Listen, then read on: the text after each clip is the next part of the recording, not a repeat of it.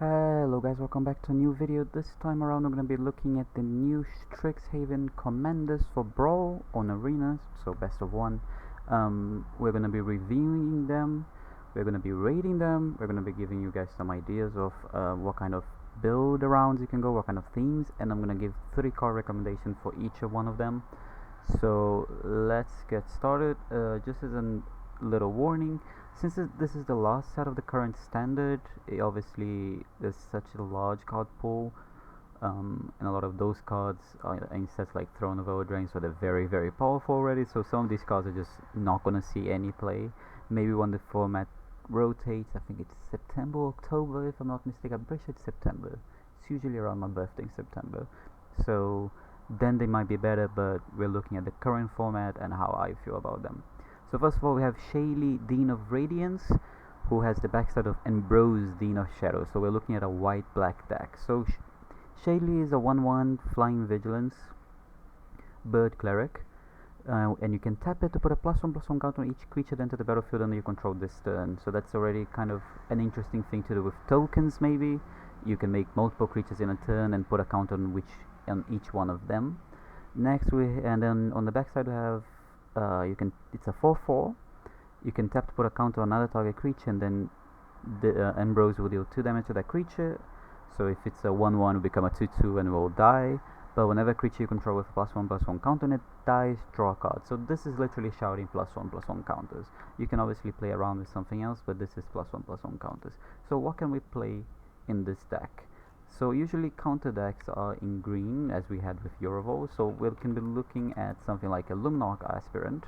So we'll be putting counters on any creatures you control, and not only there will be a massive threat really quickly, but it will, when they die, you also trigger the backside of Ambrose. So I think Aspirant is obviously like one of your best cards in this deck. Next, have Basri Lieutenant. So we have a 3/4/4/4. Whenever a creature with a counter on it dies, you get a 2/2. So it will enter the battlefield. What you can do with your Shaylee, you can tap and put a counter on it.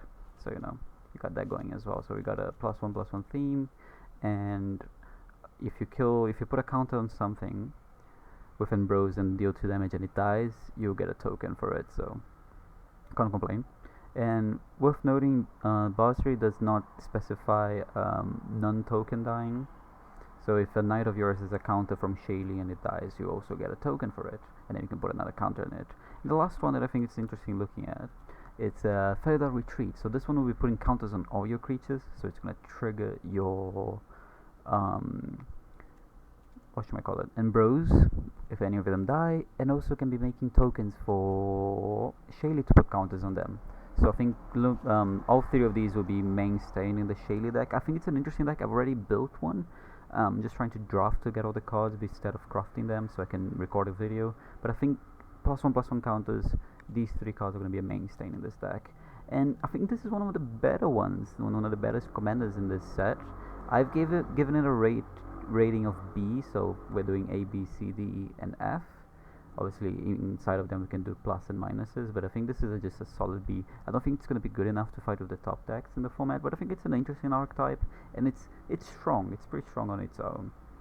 Okay, so next I have Mavinda Student's Advocate. So it's a flying 2/3, and you can pay 0 and cast an instant sorcery card from your graveyard this turn. If it doesn't target creature control, it costs 8 more to cast, and then you exile it. So we're looking at a Magecraft deck, or maybe just a white weenie with a lot of pump spells. So what can we do in a deck like this? A card that's going to be obviously decent, it's nothing special, it's Defiant Strike. So we're just going to pump, draw a card, and then we can do it again for free and draw another card. So it works like a divination that pumps your creature. This is just a must-have, especially if you have the promo art. No, not promo, I guess just mystical archive art, if you will. And then if you're talking about Magecraft, we have Leonin Light Scribe. So whenever you cast or copy an instant sorcery spell, you're gonna pump your whole team +1/+1. So you're gonna cast something like a Defiant Strike, gonna pump your whole team, then you're gonna cast it again and pump your whole team again. So this one is just a must have in this deck. And then another interesting spell that works quite well here, we have Fighter's 1. So this will be a protection for 2 of your creatures if you have a human. Obviously, as you can see, we already have a few non-humans. And also being able to play this on your opponent's turn, because Mavinda says on each turn, if I'm not mistaken. Activated only once each turn, so you can do it during your opponent's turn, so you can protect your creatures during their turn as well, even though you have 0 mana up. So we have a solid base for a deck. I'm not sure it's quite strong, and I don't think there's quite enough pump spells, so I decided to give it a rate of a C, as in this is interesting, but white has better stuff to be doing. Heliod is just too good of a command, and there's too much life gain synergy. So I think this card isn't quite good enough to cut it, but if you want to try something interesting, Mavinda is definitely up there in my books. Next I have Miller, Crafty Companion, and Luca, Wayward Bonder. I almost read that completely wrong. So Miller is a 2/3. Whenever an opponent attacks one or more planeswalkers you control, you put a loyalty count on them. Whenever a permanent you control becomes the target of a spell ability, you may draw a card. Then we have Luca, so +1 you discard a card, and then you draw a card. If it was a creature, you draw 2. Then you can -2 to return a creature and give it haste and exile at the beginning of your next upkeep. And the emblem, and whenever a creature enters the battlefield under your control, it deals damage equals to its power to any target. So we can do here 2 things in my eyes. We can do like a big Boros control deck almost, and have Luca as a top end. You can rummage through your deck, and you're gonna have some big hitters to kind of finish off the game, maybe like a Godzilla kind of thing. Or we can try to do just a straight up reanimator. So we're just gonna try to put creatures in our graveyard and just reanimate them. So we have an interesting one here that I found that I didn't even know this card existed. We have Terror of Mount Velas, I think it is. As you can see, I never owned this card because I didn't draft much of Theros. But it's a 5/5 for 7 dragon, flying double strike, and when he enters, creatures you control gain double strike. So if you do this with Lucas -2, not only you're gonna have a 5/5 double strike, a flyer already attacking, all your other creatures that are already in play will also get that double strike. So that's pretty hot. So that's an interesting one. Next I have Goring Ceratops, which works in similar way. Double strike 3/3, whenever he attacks, other creatures you control gain double strike. So another one that's gonna give your whole team double strike. And lastly, this one is a bit funky, but I do like it, the idea of this in this deck. So I have Ox of Agonas. So the idea is not as much to play it in with Luca and get it exiled. I mean, obviously play it in if you're empty-handed and you just draw 3 cards for free, and then you still have your whole mana up to do whatever you want. That's pretty cool. But discarding it and then bringing it back sounds pretty hot to me. So I do like Ox in this deck. Sounds very interesting. Then again, I gave this a rating of a C+, as in it's doing something different for Boros, but it's not good. Like it's nothing. It's not gonna really put up a fight against all the decks in the format. So I think it's a C+. It's an interesting deck,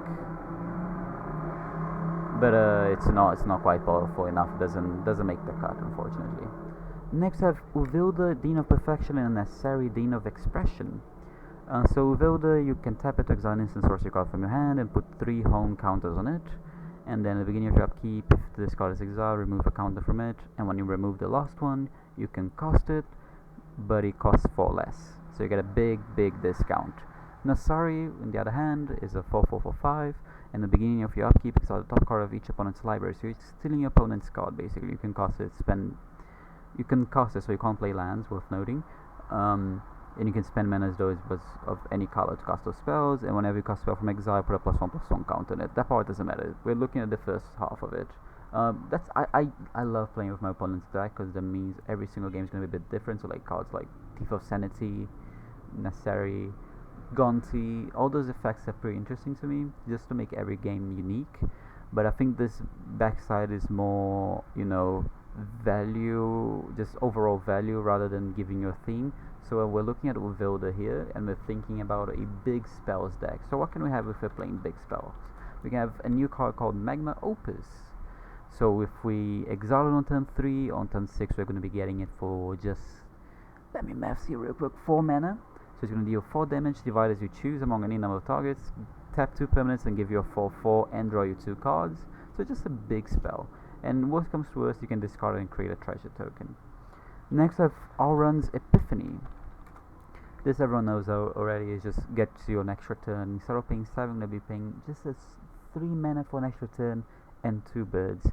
You have the off case of foretelling it and casting it as well for 6 mana, but it is an interesting card to go with your Ovilda, which will also help get other counters off your other spells that are in exile.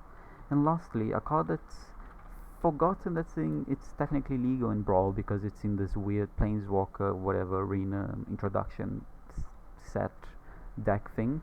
So it's Overflow inside, target player draws 7 cards. So if you look at the cost, it's triple blue and 4. So if you take 4 away, so that's just triple blue for 7 cards. That's amazing. That's fantastic. I think this is the best one you could be doing. So it's going to fill up your hand and then you're going to have more cards to exile it and keep this this train going. You could also be playing X spells just if you're playing, let's say, like a Banefire. I don't think it's legal. I'm pretty sure it's not. I'm 100% sure it's not legal. But like a card like that, getting a discount for 4 on your X spell is quite nice. Don't get me wrong. But I think these are the more interesting ones that give you an overall direction. That being said, I don't think that this deck's gonna be that good. I think this is a theme with a lot of these decks. As I'm looking through my list, a lot of them are C's. We have a handful of B's, but this is another C. Nothing special about it. Like, it's gimmicky, but it's not gonna really put up a fight against, you know, your Esika's God of Tree kind of thing. But I still like it, so I might build it. Next we have Jadzi. Why am I typing Jadzi? So Jadzi is Oracle of Arcavius. So discard a card, you can return it to your hand. It has Magecraft. Whenever you cast a copy, an instant sorcery spell, reveal the top card of your library. If it's a non-land, you may cast it by paying a singular mana. And if it's a land, you put onto the battlefield. And the backside, you may put a number of lands from your hand onto the battlefield. Then if you draw 8 or more lands, you may discard a card. If you do, return it to your hand. The backside is just whatever. If you can draw your whole deck, and then you can put a bunch of lands into play, but like, if you're drawing your whole deck, you're probably winning anyway. So we're looking here just as a boring blue-green ramp deck. Unexcited. We've seen it a million times. So we're looking at cards like Uro to go in this deck, because you know you're playing extra lands, and then this is gonna be cheaper. You can discard cards to return to your hand, so you can fuel Scape. So that's interesting, I guess. But it's Uro. Who cares about Uro? I'm not a big fan of blue-green ramp deck. So we have Cultivate as well. You know, you just want to ramp. So getting lands and ramping will make the backside better as well if you just get lands into your hand. And lastly, which card did I put? Oh yeah, just, you know, let's be more boring. We have Skewed Swarm. You know, everyone's favorite. So if you're playing the backside and you're putting a bunch of lands into play, you're gonna get a bunch of triggers. So that's pretty cool. Actually, it doesn't work as well because only the ones already in play will see all the lands come into play. The front side as well, if you're putting lands into play, it's going to trigger your landfall. So yeah, this is just a worse version of any of the blue-green decks you can be playing currently, like Uro or what's the 2-mana one? I always forget because I hate it. I have his face in my head right now, but I hated it. 2-mana blue-green one that makes your ramp creature taps for more. So you have better blue-green decks to be doing. This one is just a bit boring in my opinion. I give it a C- because as far as blue-green goes, like, blue-green is always going to be decent, but as far as blue-green goes, this is in the lower end of the spectrum. I wouldn't mind it as part of the 60, but I don't think I want it as a commander. Next we have Valentine and Lisetti, or whatever you want to say her name. So the front side I have a 1/1 menace lifelink. If a non-token creature an opponent controls will die, exile it instead, and when you do, you may pay 2 and create a pest token if you paid it 2.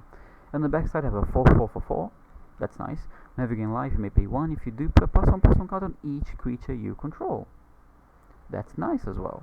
So what are we looking at here? We're looking at potentially a +1/+1 counter theme, a life gain theme, a tokens theme, which I guess on the front side already plays on the token side. So we can be looking. We can also just be a removal heavy deck, but since we're black-green, we're probably going to be a removal heavy deck, so that makes Cheville better. So Cheville is already going to be triggering your life gain for the backside. It's going to be drawing you cards, which is nice, and it just kind of fits well in the deck. It's just a good card. I think this Cheville just kind of has to be in the deck. The front side wants you to kill creatures. This wants you to kill creatures. Just they go together. Next I have the Great Henge.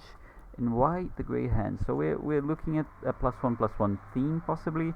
So this works into that. And if you're putting +1/+1 counters on your creatures, they're getting bigger. So it's going to be cheap to cast the Henge. Also, it gains your life. So this kind of plays in all the themes for this deck. And lastly, we have the Horn Beetle. This card is going to be in a lot of these decks. This Horned Beetle, not this Horned Beetle. So whenever, at the beginning of your end step, create a 1/1 token for each counter, +1/+1 counter you put on creatures under your control. If you're putting a +1/+1 counter on each creature you control, you're putting a lot of counters. And then you're going to make a lot of tokens. And next time you gain life, you're going to put counters on more creatures. And that just goes on and on and on. I think this is the more interesting one of them all, especially with Lisetti. Worth noting, you could honestly just play Lisetti as like a mono-grade commander if you wanted, or Valentine, or however you want to say it, the Dean of the Vein, as a mono-black commander, but I don't think it's worth it. If you're playing these cards, you might as well just playing both sides. So next we have, so the rating for this one, let me not forget that. I gave this one a C+. I don't think it's quite good enough. I think there's Black Green, there's a lot stronger decks. It just says Garrick is like a rock deck, it's going to be better. +1/+1 counters. Black doesn't add enough for black +1/+1 counters. I think the mono green is just more consistent. And then for life gain, you don't have white. White is the best life gain color, and you're lacking that here. So I gave this a C-, a C+. Sorry. So it's on the top end of the C's, but it's not quite a B. Not quite a B. Next we have Professor Onyx. So we're looking at a Planeswalker that draws you cards and can make your opponent sack creatures, and the ultimate will probably win you the game. So we're looking at a mono black control deck. What do we play in mono black control? So we're probably gonna play only Snowlands. I probably should have written more than just blood, but we have blood on the snow, so we're gonna have Wraths. We're also gonna be playing Massacre Worm as a Wrath. We're gonna be any black Wrath you're gonna be playing, because you're just gonna be you wanna keep the board clean. You're not gonna be playing many creatures. The creatures you're gonna be playing are gonna be resilient creatures. You want your creatures to either get value straight away, because your opponents are not gonna have a lot of they're gonna have you want their removal to be dead. So because okay, let me restart here. Brawl 1v1, people play a decent amount of removal. If you're playing a creatureless deck, or just a couple of creatures here and there, they get a lot of value. Their removal is going to be dead for a lot of the time, and that's great for you. You want them to have dead cards in their hand because you're a control deck. So what? So we're just going to be filling our deck with Wraths, removal. We're going to be adding some mana rocks. So we're looking obviously at our Arcane Signet. So we're going to try to ramp, since our commander is 6 mana, so we need ramp. And then we're just going to have another big finisher in Ugin. That's literally the deck. This deck, I gave it a B- because I think mono black control is good enough, but I have a deck that I love, which is my Valkyrie control, and I think adding the red just makes the deck better. And I just added Onyx as a card in the 60. I'm yet to try it, but I think she will work better as a part of the 60 rather as a commander. But if you love mono black like I do as well, you probably should try a mono black control list with her. Next we have Plarg, my boy Plarg. Is a boy. I'm not sure what Plarg is. So Plarg in Augusta. So it's a Boros commander. The front side you can tap to loot, to rummage, and you can reveal. You can tap 5 and tap to reveal cards from the top of your deck until you reveal non-legendary non-land card with mana value 30 or less and cast it, which is not all that great in my opinion. It's a good late mana sink if you're struggling, but we're more interested in the backside. So whenever you attack, untap each creature you control, then tap any number of creatures you control. So I wanted to play around that thing. So what cards can we do to play around that specific untap and tap my creatures again? So we have Siege Striker. So whenever it attacks, you may tap any number of untapped creatures you control, and then it gets +1/+1 till end of turn for each creature tapped this way.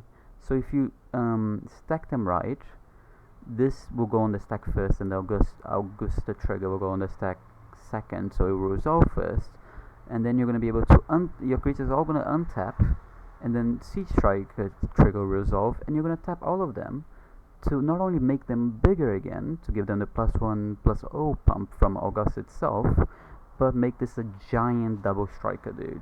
So I think this card has finally found a place to shine. I think it's gonna definitely be funky, and this is a deck I want to build. I haven't built this one yet.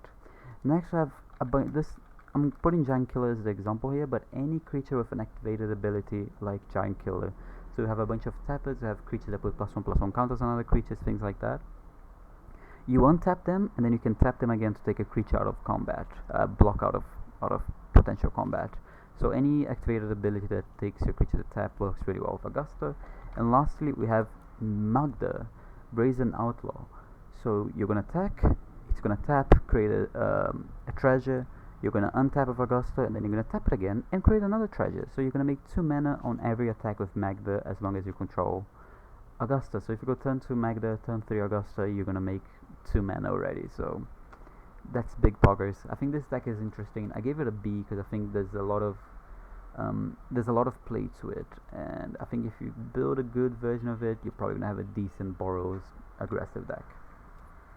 Next I have Rowan and Will. So this is just a Spellslinger blue-red control deck. There's not much else to be said about it. So we're looking at playing a bunch of spells and triggering Magecraft basically. So we have Archmage Emeritus, I think if you want to say it like that, I have no idea how you say it. Whenever you cast a spell, you draw a card. Your spells cost less to cast, so you're going to be drawing a lot of cards. Next we have something like Double Vision. So your first instant sorcery you cast each turn, you're gonna copy it. They cost 1 less, so you're gonna play a big one for cheaper, and then you can maybe even play one on that turn. You can obviously talk about Magma Opus and things like that, but I also wanna look at this new card, Draconic Intervention. This will be a good way to clean the board on top of Storm's Wrath, I think it's called, the Theros one. This one doesn't hit Planeswalker, which is great because your commander is a Planeswalker and you want to kind of not hit your commander. So whenever you cast it, you exile an instant sorcery card from your graveyard, and then it deals X damage, where X is the mana value of the exile card to each creature. Just good, efficient removal. You're going to have big instant sorcery in your graveyard anyway, so yeah. I gave this deck a rating of a C+, mostly because blue-red lack more efficient removal that black has, but you do get the bonus of counter spells. It's interesting, but not quite there for me, so I give it a C+. It's decent, but not quite there, Next we have Blacks. I built a black stack because I thought it would be funny, and I'm probably gonna record a video with him soon. I give him a D. He's just not where you want to be. You could either play tribal, and if you look at the tribal creatures it gives pumps to, those are not very good ones. Or you can play rock, but if you're playing rock, why are you playing blacks as your commander and not Garruk? So certain cards are interesting with him. So we have Pestilent Cauldron. You're gonna be making pests, which is nice. You can exile cards from the graveyard, which is nice. We're mostly looking at the pest for the +1/+1. You can, when it dies, you gain life, and then you can mill your opponent. Maybe that's interesting. Is it? Then you have something else that can take value of the pest creation. So since we're playing blacks, we're probably gonna have pests and a lot of expendable creatures. So we have Rankle, so you're gonna be sacking them. But even then, we probably can just play Rankle in a better deck anyway. And lastly, we have, if we're playing it as a rock deck, we can just obviously just slap a Elder Gargaroth in there and just call it good. Just a good, efficient creature. But like, I'm gonna showcase the black stack soon. I'm just missing a couple of cards that I hope to get in the draft soon, otherwise I'll just craft them. It's probably gonna go 0 and 5 in a video, but we're gonna try our best to have big pests, bats, insects, snakes, and spiders. I know it said spiders, I'm just messing around. So that's our first D. Sounds a bit weird. Next we have Kian. Sorry, I almost forgot the name. Kian and Imbraham. I'm not sure how you say the name. I think so, yeah. Anyways, we have Kian. This is just a blue-green kind of try to ramp deck, but it has a little interesting factor in it that you can create tokens if you exile a card that's not a land. Yay. It's just subpar. I gave this one a D as well. We're gonna be playing cards like Ominous Sea. If I knew how to spell, do I know how to spell Ominous Sea? I don't think I know how to spell Ominous Sea. So like, if you wanna try to play a blue-green tokens, which is not really a deck, you can try to play Ominous Sea in it. You're playing blue-green, you're probably gonna draw a lot of cards. So yeah, this makes tokens. Next we have Fairy Formation, again another token maker. He draws a card, it helps you with your C, I guess. But again, it's just a token maker. We're trying to make something interesting here, just like blue-green tokens. And then we have Joriel. If you're drawing extra cards, because you're blue-green, you're probably drawing extra cards, you're going to make extra tokens. And then the pump is really going to be really good. It's going to be really good with if you made a lot of tokens with Cayenne, and you have made a lot of tokens with Fairy Formation, or if you're just drawing a lot of cards and Joriel's winning play. So there's an interesting deck there, but I don't think it's what blue-green wants to be doing. And if you want to be doing tokens, you're probably better off doing that in other colors. So next, now we have Killian. So we have a Orzhov fella that wants you to target creatures, not necessarily your creatures, just creatures as a whole. So I give Killian a D plus because I don't think it's as bad as the two previous ones, but not really that good. Like if you're getting a discount on your removal, that's nice, but you're gonna have to have your mediocre 2/2 commanders to have a discount on your removal. There are not that many expressive pump spells or like attention grabbing pump spells that really you want to get a 2 mana discount on it. But if we were to name a few that I think you'll be interested with him, we have Inscription of Ruin. So if you target an opponent's creature, you're gonna get a discount. So instead of costing 7 mana, this is only gonna cost 5 to make opponent discard 2, return a creature, and destroy a creature. So the discount on this one does work quite well. Next we have a new card, Silver Quill Command. You can target a creature to get +3/+3, and then you can do any of the other ones. One thing that I'm not sure if you target something like return target creature card with mana value 2 less from your graveyard to the battlefield, does that give it the discount, or does it have to be a creature in play? I'm not sure on that. I haven't found any rulings on that exactly. But anyways, you're gonna be playing this card anyway in the deck. And then lastly, something like Kaya. Why did I put Kaya as a recommendation? I think it's just because it's a... Oh, no, not Kaya. This Kaya. I'm so sorry. I'm looking at my list here and I just wrote Kaya, but I meant Kaya's Onslaught.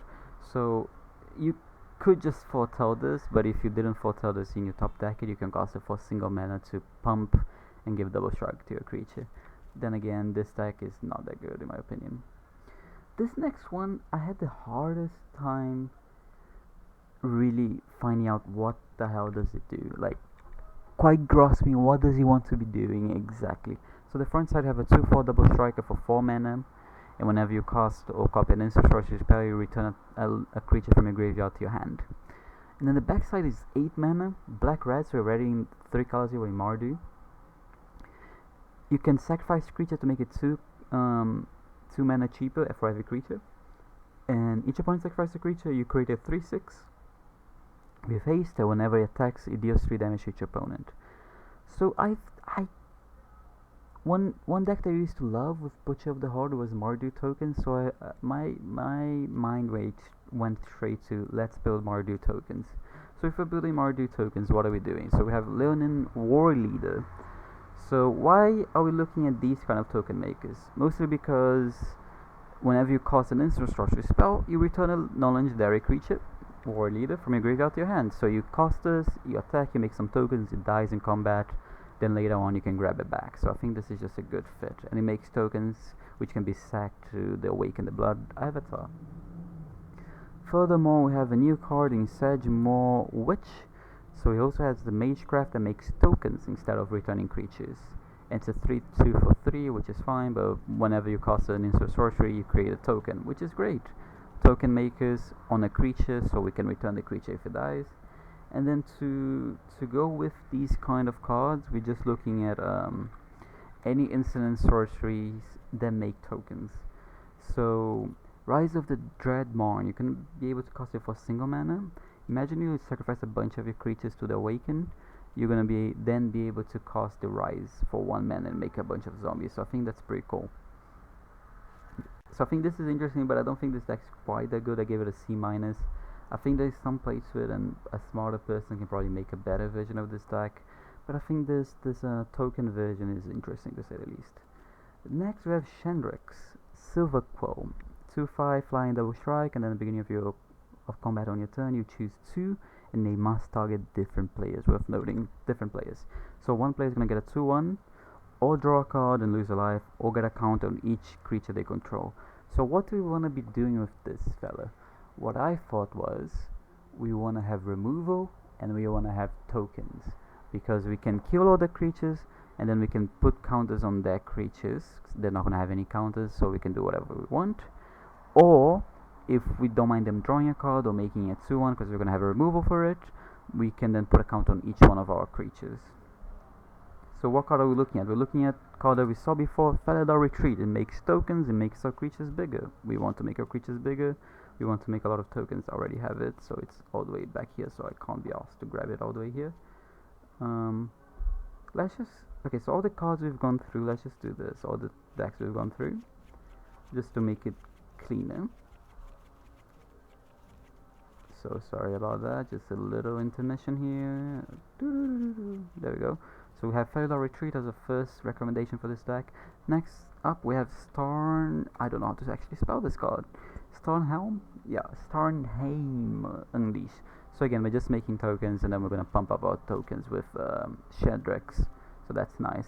And then lastly, we have, this one has the actual factual Kaya. Why do we have the Kaya?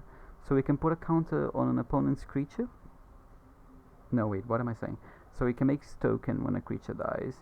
You can, it would just mostly be making tokens really, and it's a good black-white card. I don't have much more reason than that. It's a good black-white card. It has a little bit of token synergy. It's a removal in itself. It's a good card. I gave the Silver Quill Dragon a C. Shedrex. Why did I call it? It is Silver Quill, sorry.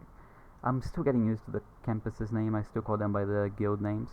I gave it a C. I think it's interesting, but I don't think it's quite good in the current meta. Maybe when the format rotates will be a better deck.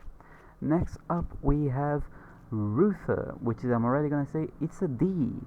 You just want to play big spells and copy them. So what kind of big spells we can be playing? Well, here's an interesting one. How about milling your opponent's deck for 8 cards, which becomes 16, or half of the deck and then half of the deck again? So half and then half. I don't know how that works. I failed maths in school. So I think this is an interesting card that's going to be overlooked in the Ruther decks, but you can definitely have a mill sub-theme in your deck. If you want to copy another interesting card, how about taking 2 extra turns with Epiphany? You can cast it for 6 mana, so in total it costs 8 mana. So that's nice. That's fine. Who doesn't want to take an extra turn? And then I added this one as an interesting one, just to be a bit different. We have Spell Satchel. So whenever you cast a copy, so you can be copying with Ruther, you put a book count on it, and then this can be used as a mana rock, and it can also be used as a card draw engine later on in the game. So I think that's interesting, but then again, I don't think this deck is that good. This is a D+, maybe, probably just a D. Next up, we have Galazav Prismari. So this one is a 3/4 for 4 flying dragon that when it enters, it creates a treasure token. An artifact you control add 1 mana of any color, spend this mana only to cast an instant sorcery spell. So what I thought about doing here is doing a little treasure token and dragon tribal with gold spent dragon. I think that would be interesting. So you're going to be making treasures that you don't even need to stack to make mana. You can stack to make 2 mana instead. It's dragon, and then we're making treasures and dragons. How about a little bit of Magda? So you can search for a dragon from your deck. You can search for an artifact. You're gonna probably have artifacts because your commander cares for artifacts, and you can just search for a dragon and it makes treasure on its own. And lastly, we have Culmination of Studies. If I knew how to actually spell a card. So this one's just going to be exiling a bunch of cards from your deck, which is fine, whatever. It's going to be drawing you cards. It's going to be dealing damage to your opponents as well, and it's going to create treasure tokens, which you can then tap for mana forever, because you don't need to sack them. I mean, obviously only to cast instant sorcery, but that's fine. Again, I don't think this deck is that good, but I think it's interesting enough that I gave a C-, just because I want to do a dragon treasure kind of theme deck. I think that's interesting. This one I'm not actually even going to give a recommendation. This is just an F. This is the only F in my opinion. There isn't barely any sacrifice synergy in the format. If you're doing life gain, there's better commanders. This card itself doesn't gain life, so that's not great. And there's no sacrifice synergy, so like, don't use this. There's so many better cards you can be playing. Next up we have Belladros. 4/4 for 7 flying. The way I described this card the best was, this is Coma if Coma was bad. Sure, untapping all your lands is nice. 10 life is a steep cost, but that can give you a lot of mana in a turn. Creating the token is just a nice add-on, but it's really not that meaningful. Pests are not meaningful, you don't have anything to do with those pests. But so we're looking at the extra mana we can make. So we're untapping our lands. How about having a Nyx Bloom Ancient? So all the mana we untap actually adds 3 mana. I think that's going to be an interesting one for the deck. Next up we have Exponential Growth. You're going to make so much mana, why not double a creature's power about 37 times? And probably be lethal, so this could be a combo kill with Beladros, so I'm interested in that. And lastly we have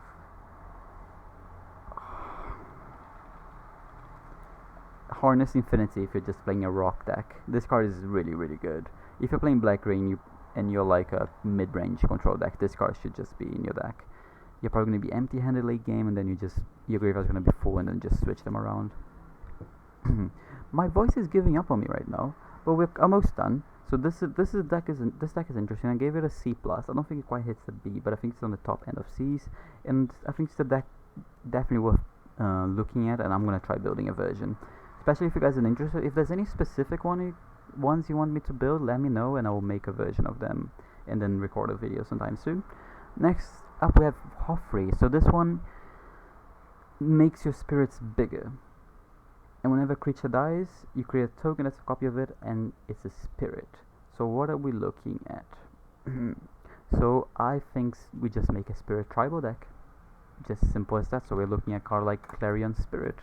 It's a spirit that makes more spirit. Your spirits are bigger and have trample. Let's go.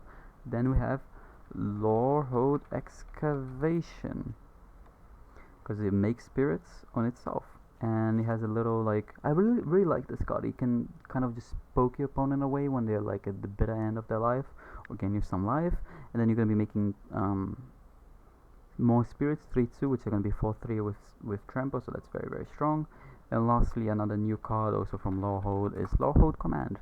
Make spirits, give your creatures haste, indestructible, can deal damage, can gain you life. So this card just does it all. Hoffrey, I actually gave it a B. I think Hoffrey is actually a very interesting commander, and I actually didn't even know he was in the set. I somehow missed him. I haven't seen anyone draft him yet, so I didn't even know this card was in the set. Yeah, this is a B. I'm definitely going to be building this one sometime soon. Next up we have a worse version of Hoffrey. We have Quintorius the Elephant. So spirits only get +1/+0. So this card is going to be in your Quintorius, in your Hoffrey deck. But whenever one more card leaves your graveyard, you create a token. So what can we do with that? So we're probably going to be playing the Lorehold Excavation as well on this deck. This one makes even more sense. Not only does it make spirits to get pumped, but it also has the exile card from your graveyard to give you a 3/2, and then it'll give you 2 3/2s basically. We have a funky one that I found, Idol of Endurance. So this is gonna exile creatures from your graveyard. It's gonna trigger this, and then you're gonna be able to cast those creatures that you exile. So it has a funky interaction. And then lastly, we have Ox of Agonas, or any escape card. So if you escape, card's gonna leave your graveyard, and you're gonna create a token. So it's just an added bonus to escaping cards. But then again, I think this is just better off as a card in the Hoffrey deck rather than on its own. Next up we have Velomachus Lorehold. Gonna say straight up, it's a D. It's almost an F. There are not many good instants and sorceries for 5 or less to be casting.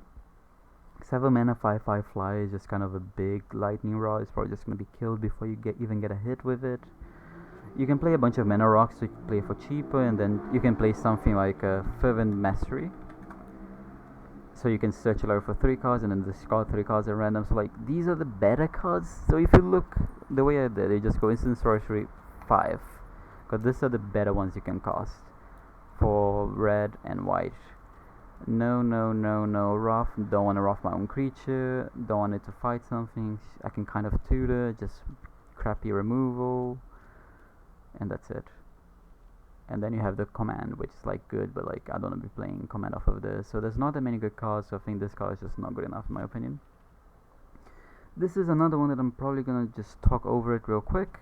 Zimone, it's another Simic ramp deck, and it's just not as good as the other one. This is just gonna be in the 60 of a different Simic commander. The one interesting thing you can do with this card, let me actually fix the parameters real quick. And there you can be doing Teferi's Tutelage, so you can be drawing an extra, drawing a card or drawing two and then triggering twice.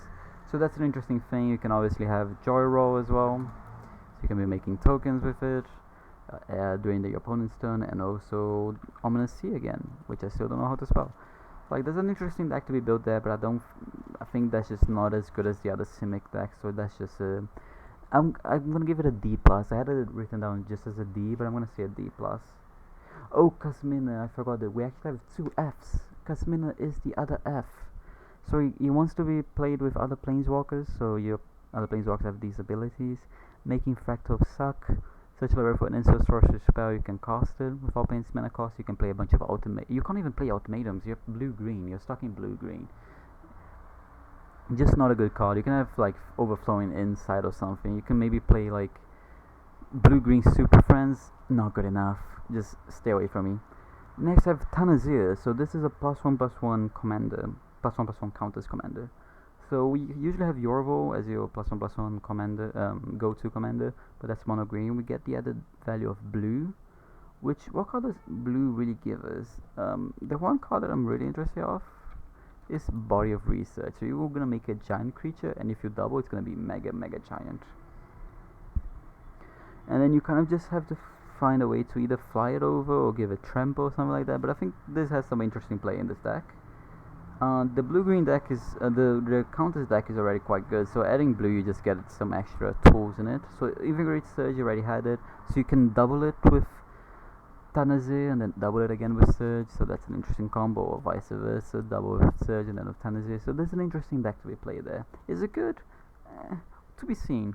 But I gave it a solid B minus. I think it's definitely better than all the C pluses that we've been seeing, but it's not sure if I want to be splashing the blue in my Yorvo deck. Lastly, oh how I hate 5-color just play the best cards deck. So Cody is not quite that. It wants you to play mostly instants and sorceries so you can activate it.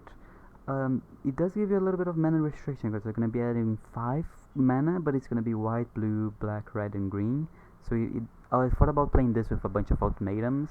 It's really hard to cast the ultimatums if this is the mana you're adding. So you're just going to be playing some big spells and go for it and hit some slightly less big spells. So have something like Overload is like you're going to have a lot of spells, so there's going to be a big creature that you can hit off of your other spells. You're going to have your Magma Opus as a very expensive card that does a lot of powerful stuff and getting a big discount on it. It's only 2 colors, so this fixes the color for it. We can have just Lawhold Command as well. Again, just a good card. Just, any good card is going to hit another good card. I have to give Cody a B, even though I hate 5-color decks, but Cody is a B. Shout out to DefC. You're probably not watching this, but shout out to you, buddy.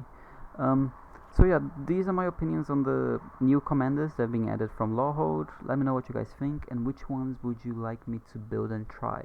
I already have a couple of them built, and they should come out sometime this week. Probably the next, because I have like 3 exams and 3 assignments that I have to hand in. So probably next week or the next. Yeah, so let me know which ones I should try. I have a few already in my mind. So yeah, until next time, see ya guys. I clicked the wrong button.